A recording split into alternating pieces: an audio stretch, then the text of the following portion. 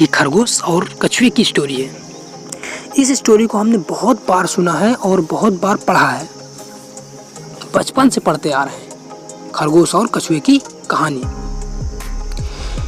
इसमें जो कवि ने लिखा है इस कहानी को 20वीं सदी में लिखा था और आज 21वीं सदी चल रही है, 21st सेंचुरी। जरा सोचिए कि जो वस्तुएं एक 19वीं सदी में काम कर रही थी, क्या वो 20वीं सदी में काम कर रही हैं? नहीं कर रही हैं।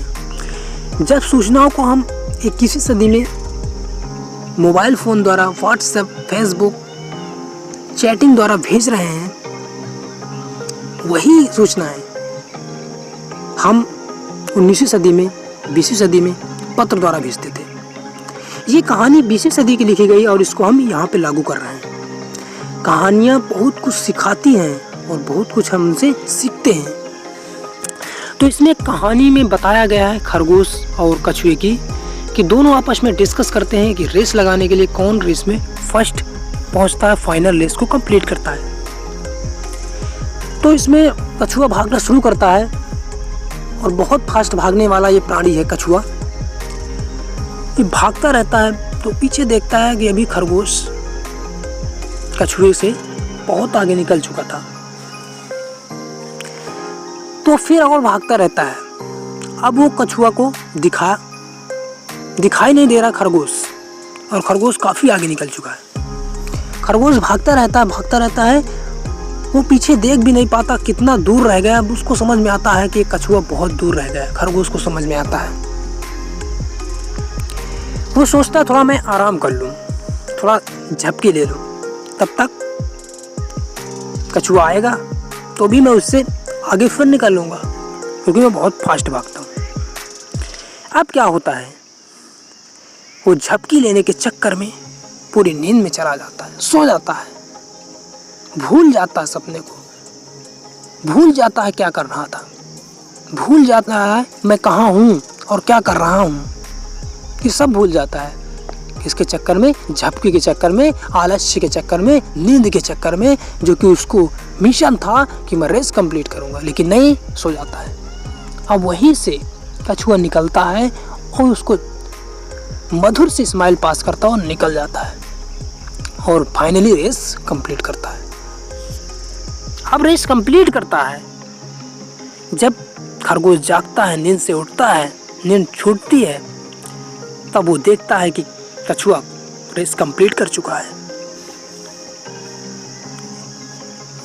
अब इसमें देखिए, पहली बात तो ये कि कहा गया है कि यदि आप कंसिस्टेंट रहें, लगातार किसी को कार्य को करते रहें, बिल्कुल स्लो भी रहें, तो आप जो फास्टेस्ट है, जो तेज चल रहा है, जो तेज वर्क कर रहा है, उससे जल्दी आप कंप्लीट कर पाएंगे, आप फाइनली वहां तक पहुंच पाएंगे।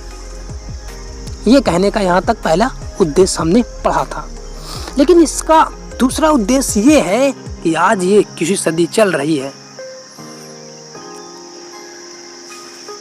कि हमें जरा सोचिए कि ये जो खरगोश था, जो इतना तेज भागने वाला जानवर है, प्राणी है, और वो कहाँ पानी में तैरने वाला कछुआ और ज़मीन पे उसको हरा दिया, रेस जीत लिया। तो ये नॉर्मल लाइफ में फॉलो नहीं करता, लेकिन ये इतना, इस कहानी ने इतने मिडिल क्लास पैदा किए हैं, इस कहानी को हमने इतना फॉलो किया है कि हम धीरे धीरे चलेंगे, फास्ट नहीं चलेंगे, धीरे धीरे लाइफ में चलेंगे। जो लक्ष्य है हमारा, हम आराम से कंप्लीट कर लेंगे।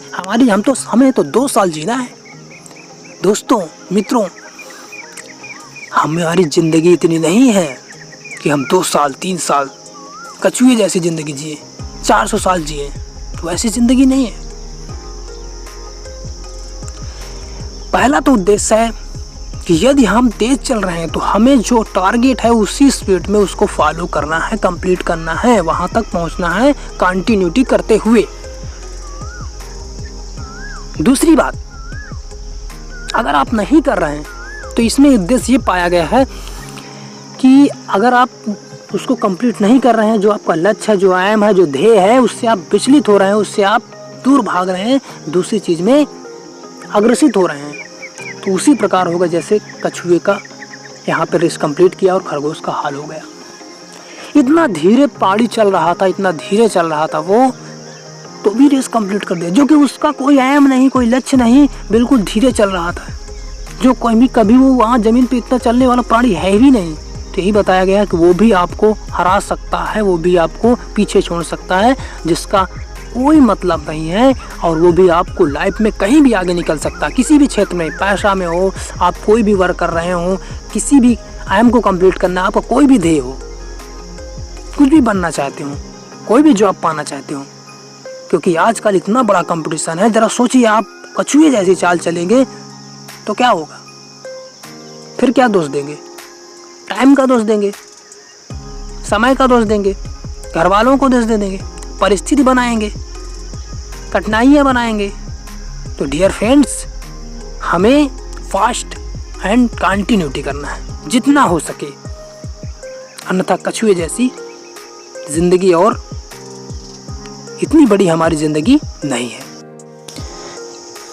तो किसी वर्क को करने से पहले उसके विषय में नॉलेज लीजिए, उसके विषय में जानकारियाँ लीजिए, उसको पहले सीखिए क्या है इसमें।